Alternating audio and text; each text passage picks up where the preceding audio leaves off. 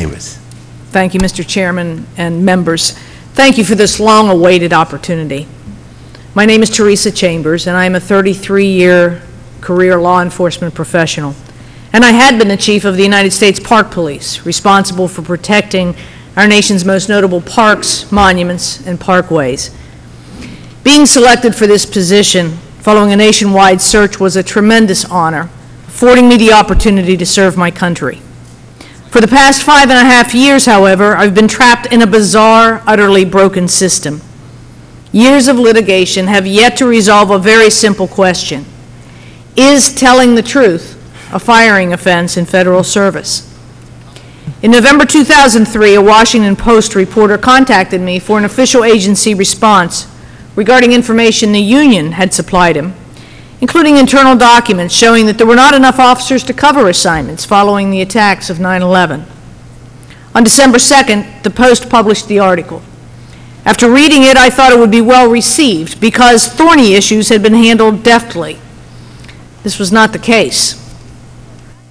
3 days later, without explanation, and with 3 armed special agents at his side, then National Park Service Deputy Director Donald Murphy ordered me to surrender my gun, badge, and identification.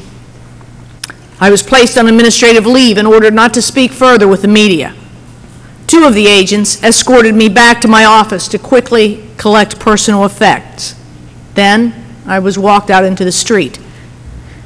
Standing there at the curb in full uniform, holding a cardboard box of things, I was stunned. Little did I know that a long, strange odyssey had just begun. 1 week later, I was summoned to a meeting with Murphy and a senior Department of Interior attorney. They offered to forego any punishment and fully restore me as chief if I would appear at a press conference to deny that there had been any sort of disagreement. A string was attached. A political appointee would vet all my communications with Congress and the media. I refused to participate in what would result in misleading Congress and the public. Days later, I was charged administratively with improperly disclosing law enforcement sensitive information to the Washington Post. For good measure, Interior tacked on 5 administrative charges, none of which had been raised previously. The charges were not true, and I filed a detailed rebuttal. Convinced that these charges would not withstand factual or legal scrutiny, I lodged a complaint with the U.S. Office of Special Counsel. The investigation dragged on for 5 months, but came to no conclusion. At one point, OSC hosted a dispute resolution meeting, during which a Bush appointee suggested that Interior would pay me $300,000 to resign. When I told them I was not interested in money, those negotiations quickly ended. After more than 7 months, I filed directly with the Merit Systems Protection Board, and within a few hours of doing so, Interior announced its decision to fire me. The MSPB process has been a long, drawn-out nightmare. After the MSPB, on a split vote, rejected my appeal, I went to the Federal Circuit. In a rarity, the Federal Circuit ruled for me and sent my case back to the MSPB, which, this January, ruled against me again. Now my case is back before the Federal Circuit yet a second time. My experience demonstrates that the system is broken and that Congress needs to adopt fundamental reform. First, the system must be fast and fair. Fast in that there must be expeditious means to resolve cases, and fair in that if the case does not quickly resolve, it should be brought before a jury. Giving employees access to jury trials is the single biggest reform Congress can enact.